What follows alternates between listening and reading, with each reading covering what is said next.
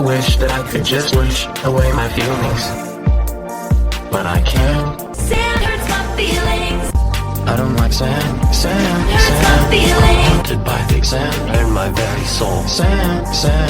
Are you suffering as much as I am? Sand hurts my feelings. Tormenting me.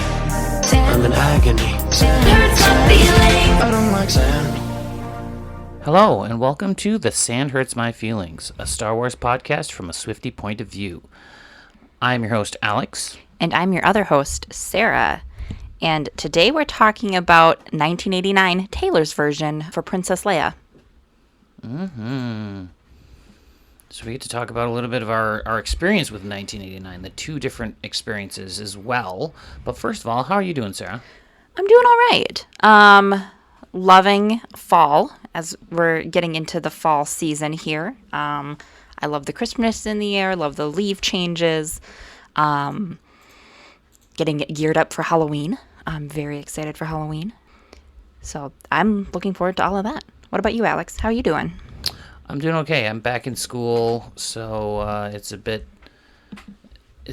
interesting there. Different change from working and hanging out over the summer versus now going in and hanging out with children all the time. So it's an interesting shift, but I enjoy it.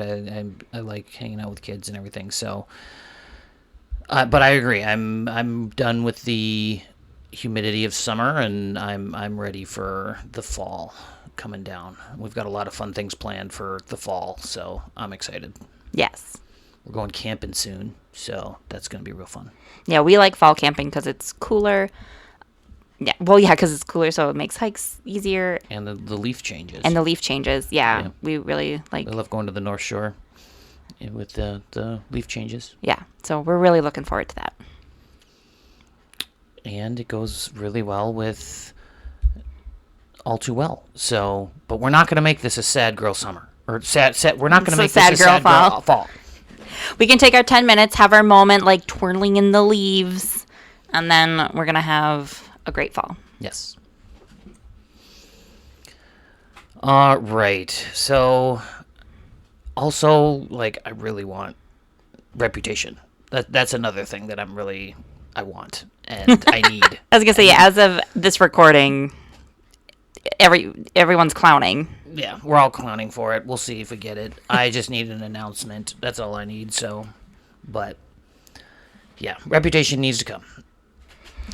But 1989. 1989. What is your first experience with 1989? Okay. Remember, listeners, this is a podcast full of love. We're not going to harsh on anything. You know, people can like what they like. I preface that because I have a bit of a love-hate relationship with 1989. What? This is like the first one you liked. But that's what I'm saying, love-hate. Okay, where's the hate come in then? So there's about half of this album I love. Like, they're on my list of like favorite songs, my favorite songs playlist, you know, all artists and genres of music. So like Shake It Off, Blank Space, Style, Wonderland, like all of those are Lost in the Woods. Out of the Woods. Lost in the Woods is another great song. That's a Frozen song. That's a Frozen song. Great song. Not Out of the Woods. I love all those songs. And honestly, Out of the Woods is probably the first Taylor Swift song that I liked. Okay. We'll get back to that in a second. I wasn't sure you'd heard it before you'd met me, so that's where Yeah. We'll get to that in a second, because you wanted to know why the hate. Oh, yeah. So, you know, about half the album there, love. The other half, I can't, is annoying. What? The other half of the Taylor Swift 1989 album. Annoying? Yes, I don't like All You Had to Do Was Stay. I don't like Clean. I don't like... You don't like Clean? No.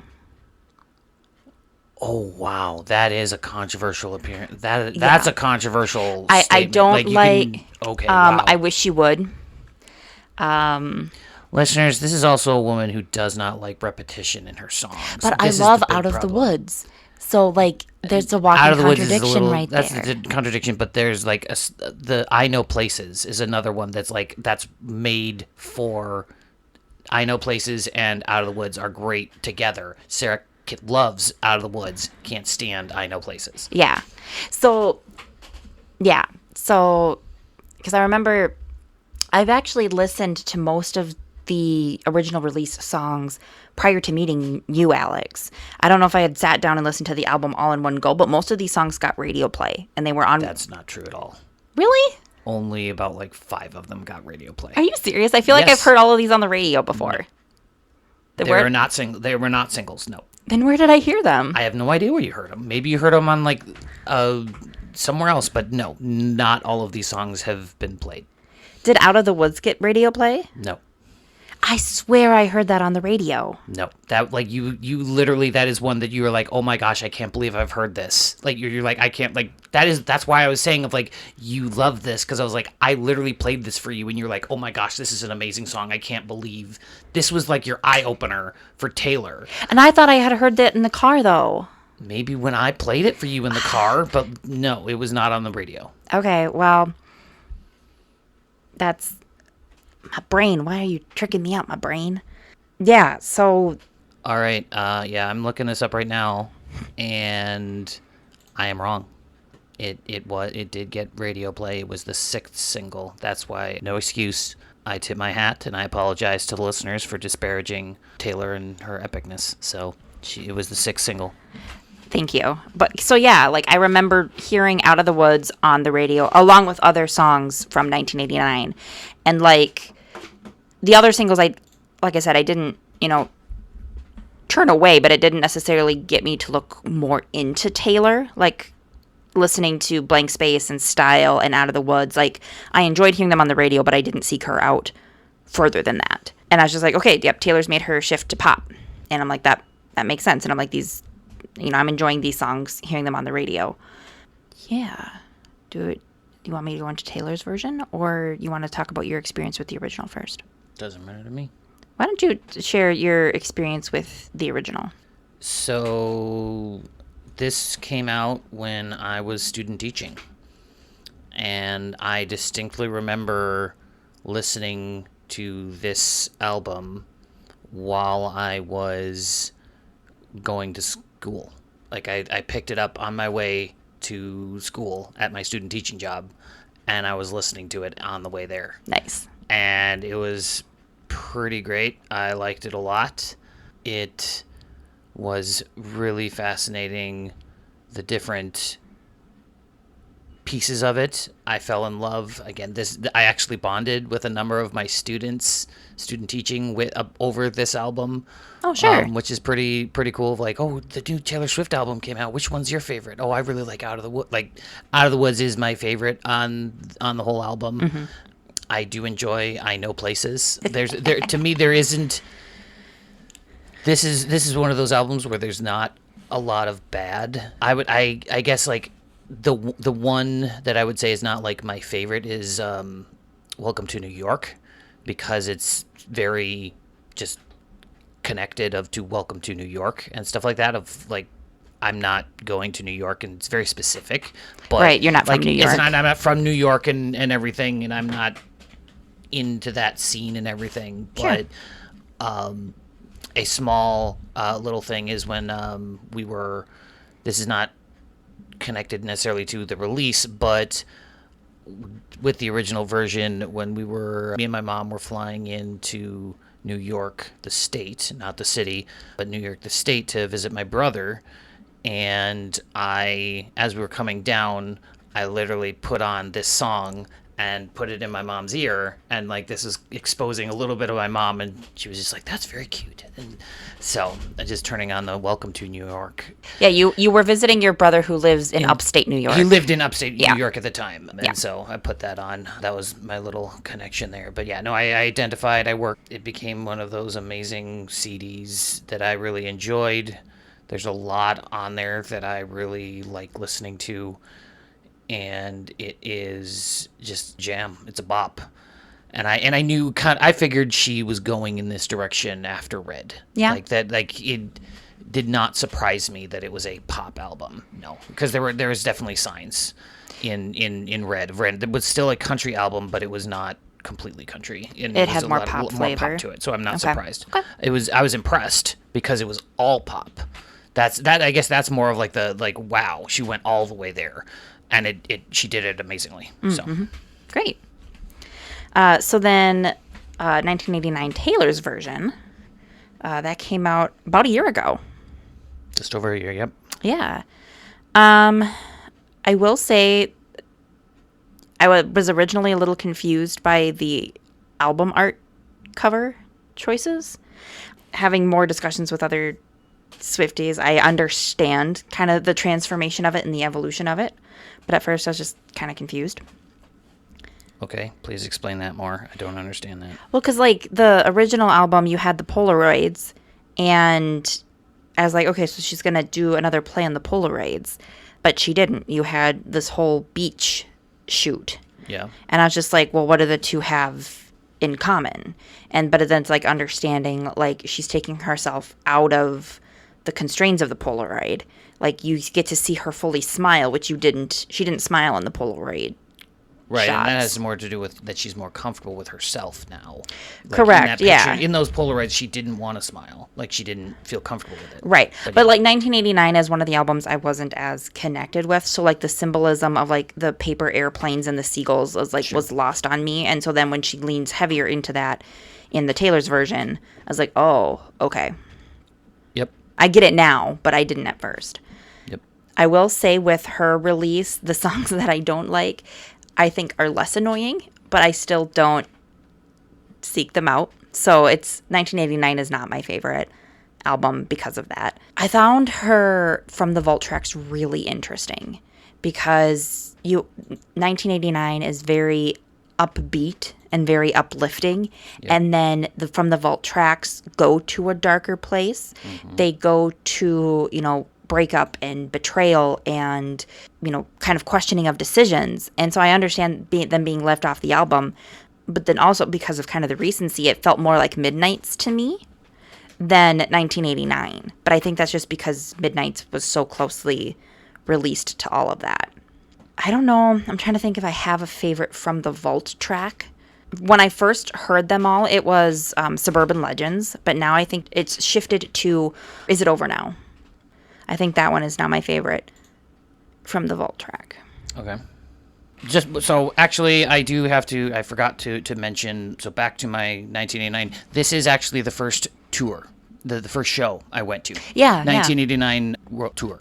So that was my first Taylor Swift album concert, and like I've loved every version of her of her shows, but I think because 1989 was such a bop and like had so many songs I loved and the connections from ones she did previously, this is honestly probably one of my favorite of the three. Concerts Like you've on been the three to. concerts of hers I've been to, is because it has all of these songs that I really enjoy, and they're all connected. Like as just like the songs that I want to hear. This is the album. This is the show. Performance-wise, it's always going to be the Eras Tour, at least for now, until she does another one or whatever. But like, yes, but that was really cool, I thought. And then we listened to this together again. Mm-hmm. And yeah, the From the Vault tracks are very different. I did not get the Midnight's vibe from these that you did. But again, I think it was because you were connected to Midnight's and hadn't experienced that kind of stuff before. But I thought it was very fascinating. Of like with 1989, the Vault tracks are very different. Yeah. Like they're all that tone is very different, and so I can understand, especially with her jumping into pop, of like why these were left on the cutting room floor. I think they're really good. Oh, And yeah. I think I think they could have made it just based off goodness, but based on how well they were written and sung, they could have made the album. But like tone wise, because even the songs on 1989 original that are kind of negative are not. They're like poppy and like because the Vault tracks I don't think are as poppy even. I think they're more like ballads. Yeah, they're slower. They're a little bit more laid back. Well, yeah, because you've got Bad Blood, Right. But that's so upbeat. That's upbeat. You've got Blank Space. You've got Style. Like, because there's negativity and stuff like that. There's negative things said in those songs, and like Out of the Woods and stuff like that. But like, they're still poppy. They still feel happy. Right. You would put those songs on your playlist if you're going for a workout. Sure. Like, yeah. But I would say my favorite of the Vault tracks is Now That We Don't Talk. Oh, yeah. See, that one's really good. Yeah, Now That We Don't Talk is probably my favorite. I mean, they're all really good. They're all really good. No, yeah. No. They are really, really good. But I just want to say, I think I'm alone in this. I talked to Alex about it once and he didn't hear it. But in the beginning of Is It Over Now, there's kind of like that little hiccup noise, or like, I don't want to do it in the mic.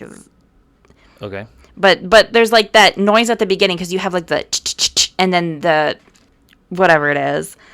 But I think it's like the exact same sound as when we first hear in the Phantom Menace trailer. Okay. Like, to me, they sound so similar because, like, in the Phantom Menace trailer, you have the Gungans coming through the mist in the forest, and you have that, like, kind of exotic animal noise type thing. And to me, they sound so similar. I very much enjoy the Star Wars connection, but I do not see it or hear it. Listeners, Maybe it'll give them both a listen and help me show Alex that I'm right. As we've seen in this podcast today, I am often wrong. Alrighty. Now, what songs did we pick for Leia? Leia, 1989. Do you want to go first? Sure, I can go first. Go ahead. Mine's heavy. Okay, well then, or do you want to go first? Because mine's actually happy. We want to be happy. We want to get we want to be happy. Happy in first. So yeah. Yeah, mine's actually happy. This is my first happy Leia song on the list, and I'm so excited. So the song that I picked from 1989 Taylor's version for Princess Leia is Style. This one to me really exemplifies the relationship that she has with Han. Because Han has that James Dean daydream look in his eyes, and Leia is that red lip classic girl. It's like the good girl and the bad boy, and like that is just so iconic. It never goes out of style. And I love this for them, of just Leia being happy for once, of like, I can be with this person and it's great, or like it's classic, it's iconic. So going a little bit line by line, there's not a ton of lines I want to hit on with this one, but I like Long Drive, could end in burning flames or paradise. And I'm like, well, they never know what they're going to come out into when they travel through hyperspace. So I find that one kind of funny. And then Fade Into View, it's been a while since I've even heard from you. Kind of going a little bit more into Bloodlines, the novel by Claudia Gray. We know that Leia's work and Han's work take them in different directions, but then they still come back and they connect with each other. And so, they're not always side by side with each other, but they go apart and come back, and their relationship is still solid, even if, Leia doesn't get a holo from Han for, a little while.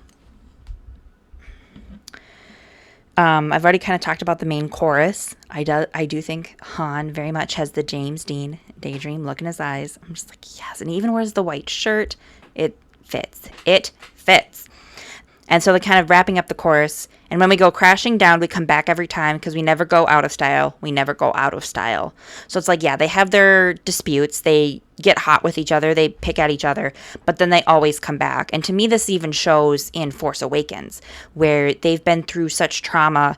They've gone their separate ways, but they still come back together in the end and try to provide solace for each other, to provide a little comfort for each other. And I think that's very, very beautiful.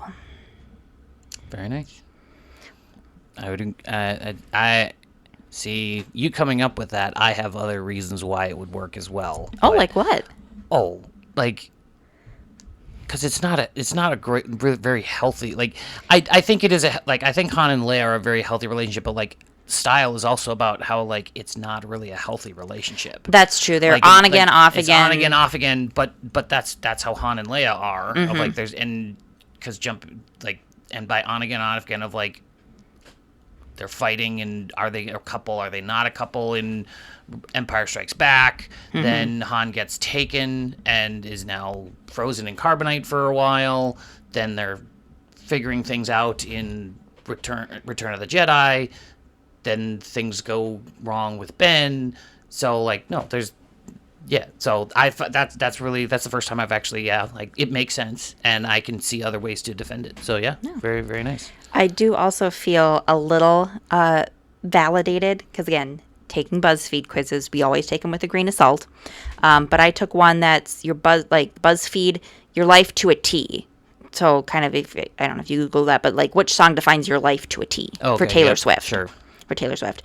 And I did it trying to embody Princess Leia, and I got style. Nice. What was their defense? It was one sentence, but it is what it is. Sure. You're more than a little cool, and boys are lining up around the block for you. So, I mean, I don't necessarily agree with that pairing for style. I mean, but I agree with the pairing. I think it's weird that they don't go into more detail. Right. That was it. Copy pasted. Because that's what the song is a little bit about, though. Is that like that's true. It's the person has gone away. All these guys are trying to get with Taylor, and this guy can kind of just slip back in. Right, and like the person singing Taylor is like hot stuff, and people want her. Right. Yeah. Yeah. Like that's what. Yeah. And so people want Leia. Right. And that's very valid. That's very true. Yeah. There are people who want to date her.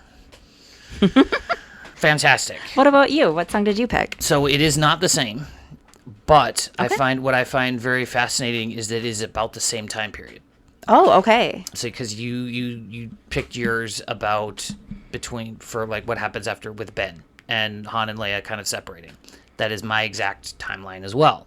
Okay. So this is the song for me is Leia's feelings towards Han when he left to go smuggling when Ben turned, and my song is This Love. Oh, that's a slow one. It's a slow and it's a bit of a sad one, but so it's going to take it a little bit down, but it gets to me it works really well with the phrasing. Again, also almost like Taylor is a Star Wars fan and can see into the future.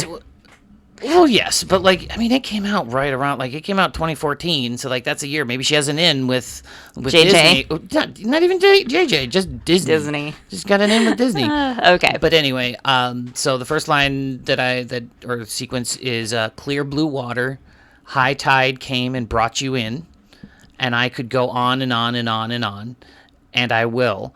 Skies grew darker, currents swept you out again. And you were just gone and gone, gone and gone. So that's describing of like the high tide. Like he came into her life, the rebellion kind of pushed them together, and they were able to build a life together, and their life looked full of promise after the destruction of the Empire. And then when Ben begins to turn, the skies grow darker, the currents swept Han away. And going off into their own thing, but also okay. But I mean, it's sad. I know, but like to me, it also of like it's the currents that are pulling him. So it's not like because a lot of people are like, oh, they divorced, they're broken up. Like nope, it's just the force and also the force is the current kind of here of like pushing them together and then kind of just pulling them apart a bit. Yeah, and just like they needed that separate space, so they got pulled apart. Then we have the chorus. This love is good. This love is bad. This love is alive, back from the dead. Oh, oh, oh. These hands had to let it go free, and this love came back to me. Oh, oh, oh. So this is their love that is good and bad. To me, it's the bad is that like they had to separate, but it's what happened when Ben turned, because this is Leia saying like, hey, I can't control Han. I can't hold on to him. I can't strangle him because as you said in Bloodline, like there's discussions in Bloodline of like how he couldn't stay on and just do nothing and like be a politician's husband. Yeah, and so he had he's to. like, I have to go do my own thing. Yeah. And so as this kind of song goes on of like, if you love something, you have to let it go, and it'll come back. If it really loves you, it'll come back. And so she knew that he had to leave that and to grieve his son passing, or like not passing, but leaving, going to the to the dark dark side, and and like that he couldn't do more. Right. And so he eventually comes back to her. So that, again, it's a sad, but also very, because it's get better. Okay. And another line we have, in losing grip on sinking ships, you showed up just in time. Mm-hmm. And he does, because he comes in and they finally reconnect right before the Sky Killer base is Star Killer, sorry, yes. Star Killer base is, see, I'm wrong again, guys. Oh my gosh, or girls. Like, this is crazy. But anyway, he came back just as the resistance was about to die. Like, they had no way to do it, and then he comes in again, rekindles that love with Leia to like make sure, because he's like, oh, I know you don't like looking at me, and she's like, no, I've always loved you, and I can't wait. I'm sad that you left. But she got it. But like, she understood. Like she understood. But it's also like the rekindling of like, I was never mad at you because of what happened with Ben, because that's again what Han had he had internalized it. Like, you see me, and you see your son, and that makes you sad. And she's like, nope, that's not what it is. So they fixed that. Now it gets a little sad. It says, this love left a permanent mark. This love is glowing in the dark. Oh. These hands had to let it go free, and this love came back to me. Oh. So it's left the permanent mark on Leia's heart. They were able to rekindle and reinforce that they were in love and that they cared for each other.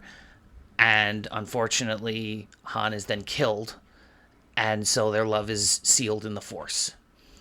And so that, like, it's left the mark on her. She still loves him, and they eventually meet each other when she passes in Rise of Skywalker, and they finally connect again in the Force. Of like, it is, again, it's sad, but it's the like, to me it's like that kind of happy sad of like, they both love each other so much. Yeah. And like, they rekindled that just before, and like, they didn't leave on bad terms. Right. They were able to say what they needed to say. Right. Like, yeah.